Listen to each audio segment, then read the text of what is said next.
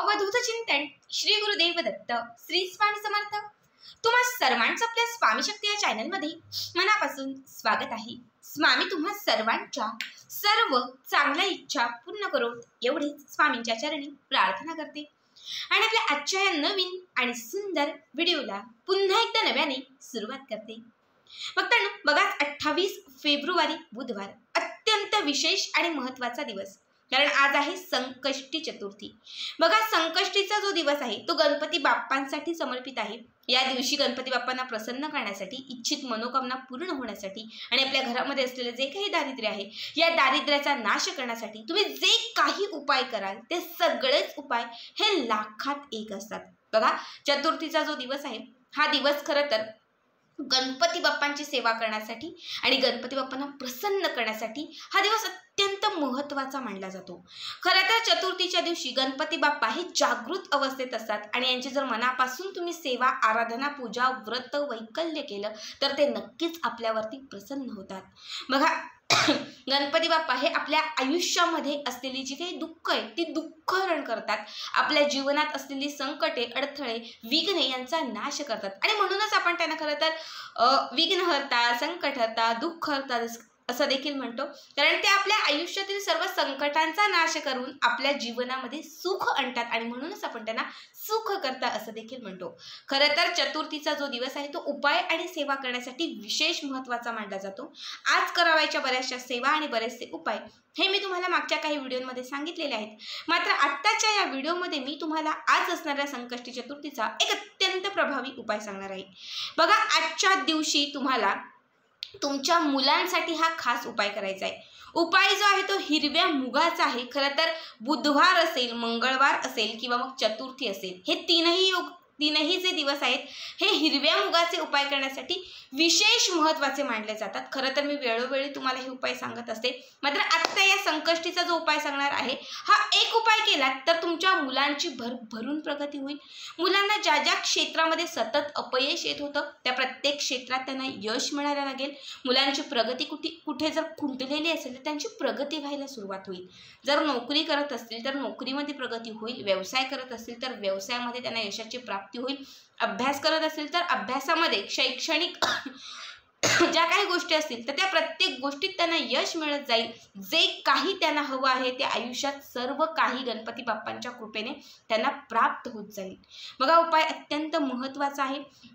आता काय उपाय आहे, कसा करायचा आहे हे सगळं पुढे मी तुम्हाला सांगणार आहे। फक्त त्यासाठी आपला आजचा हा व्हिडिओ स्किप न करता शेवटपर्यंत बघा आणि जे कोणी आपल्या चॅनलवरती नवीन असतील त्यांनी लगेचच आपल्या चॅनलला सबस्क्राईब करा, कारण तुम्ही आपल्या चॅनल सबस्क्राईब केल्यामुळे मी पुढचे जे काही व्हिडिओ बनवेन ते सर्वात आधी तुम्हा सर्वांपर्यंत पोहोचतील। बघा सगळ्यात पहिले हा उपाय तुम्हाला सायंकाळी म्हणजे रात्री करायचा आहे। रात्री शक्यतो 7:30 ते 8च्या दरम्यान आपल्याला ही सेवा किंवा हा उपाय करायचा आहे। यासाठी सगळ्यात महत्त्वाची गोष्ट तुम्हाला लागणार आहे ती म्हणजे हिरवे मूग।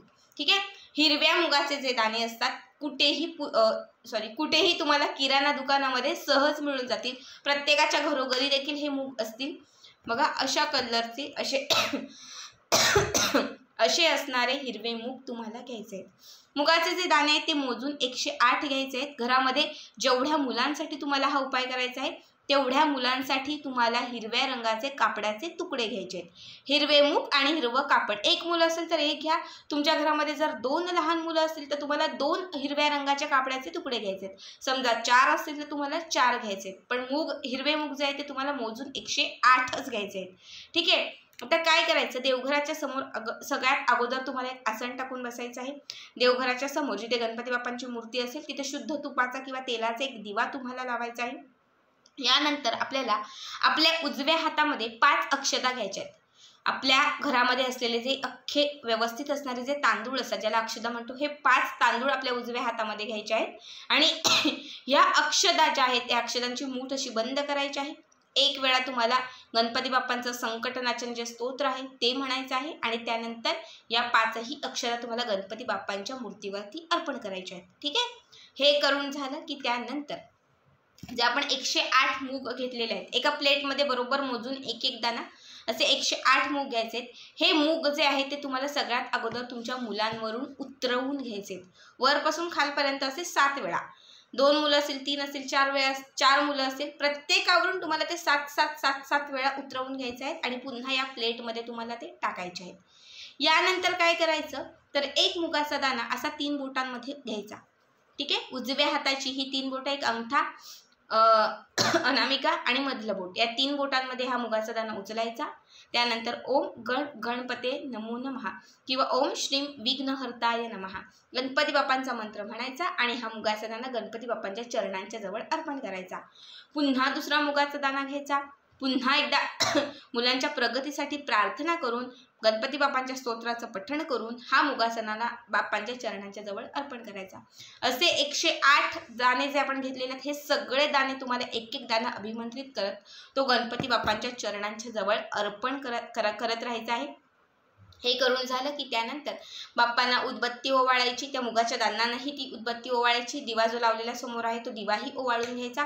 हे सगळं काही करून झालं की त्यानंतर लगेचच आपल्या घरामध्ये जेवढी मुलं असेल, जेवढे तुम्ही कापडाचे तुकडे घेतलेले आहेत, त्या सगळ्या कापडांच्या तुकड्यामध्ये हे थोडे थोडे मूग तुम्हाला ठेवून द्यायचे. ठीक आहे. लगेचच तिथून ते मूग सगळे काढायचे 108 आणि हे अभिमंत्रित बाप्पांच्या मूर्तीवरती अभिमंत्रित केलेले मूग जे आहेत ते त्या पोटलीमध्ये थोडे थोडे ठेवून द्यायचे आहेत. आणि ती जी मुगाची पोटली आहे त्याला घट्ट गाठ मारायची आहे आणि त्याची छोटी पोटली तयार करायची आहे. ठीक आहे. आता काय करायचं तर तुम्ही जेवढ्या पोटल्या तयार केलेल्या आहेत, 2 असतील, 1 असेल, 3 असतील, 4 असेल, तर तुम्हाला त्या पोटल्या तुमच्या मुलांच्या उशीखाली ठेवून द्यायच्या आहेत. रात्री झोपताना मुलांच्या उशीखाली ठेवून द्यायच्या आहेत आणि सकाळी जेव्हा ते उठतील, समजा मुलं व्यवसाय करणारे असतील तर त्यांच्या खिच्यामध्ये ठेवायला सांगा, बॅगेत ठेवायला सांगा, व्यवसायाच्या गल्ल्यात ठेवायला सांगा. मुलं जर अभ्यास करणारी असतील तर त्यांच्या बॅगेमध्ये, दप्तरामध्ये ठेवायला सांगा.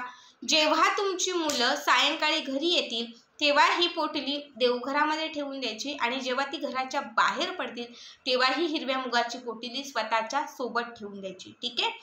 आणि जेव्हा पुढची चतुर्थी येईल, आता ह्या चतुर्थीला हा उपाय केला आहे, पुढची चतुर्थी जेव्हा येईल तेव्हा ह्या सगळ्या पोटल्या एकत्रित करायच्या आणि कुठल्याही गणपती बाप्पांच्या मंदिरामध्ये जाऊन ना तिथे सोडून यायच्या. गाभाऱ्यात ठेवल्या तरी चालेल, बाप्पांच्या चरणांच्या जवळ ठेवल्या तरी चालेल किंवा गणपती बाप्पांच्या मंदिरामध्ये जी पहिली दुसरी पायरी असते त्या पायरीवरती ठेवल्या तरीही चालेल, कारण बऱ्याच मंदिरांमध्ये आतमध्ये जाऊ देत नाहीत. मग अशा वेळेस तुम्ही पायरीवरती ठेवून दिलं, मंदिराच्या आजूबाजूला सोडून दिलं तरीही चालेल.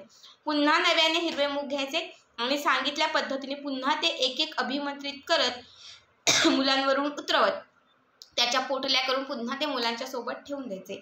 बघा, हा एक उपाय किंवा ही हिरव्या मुगाची एक पोटली त्यांना आयुष्यभर साथ देईल, यशाची प्राप्ती करून देईल, त्यांच्यावरती आलेले संकट असतील, दुःख असतील, विघ्न असतील त्यांचा नाश करेल. कुठलेही अडथळे त्यांच्या कामांमध्ये येत असतील तर त्या अडथळ्यांचा नाश करेल. हे हिरव्या मुगांची जी पोटली आहे ती त्यांना प्रत्येक क्षेत्रात त्यांची भरभरून प्रगती करेल. मग गणपती बाप्पांचा सदैव त्यांच्यावरती वरदहस्त राहील. गणपती बाप्पा सदैव त्यांच्या पाठीशी प्रसन्न राहतील. अत्यंत साधा आणि सोपा उपाय आहे. चतुर्थीचा हा खास उपाय आहे. प्रत्येक आईने आपल्या मुलांसाठी हा उपाय आवर्जून करा. आजचा हा व्हिडिओ कसा वाटला कमेंट करा आणि पुढचे व्हिडिओ पाहण्यासाठी चॅनलला सबस्क्राईब करा. श्री स्वामी समर्थ. जय जय स्वामी समर्थ.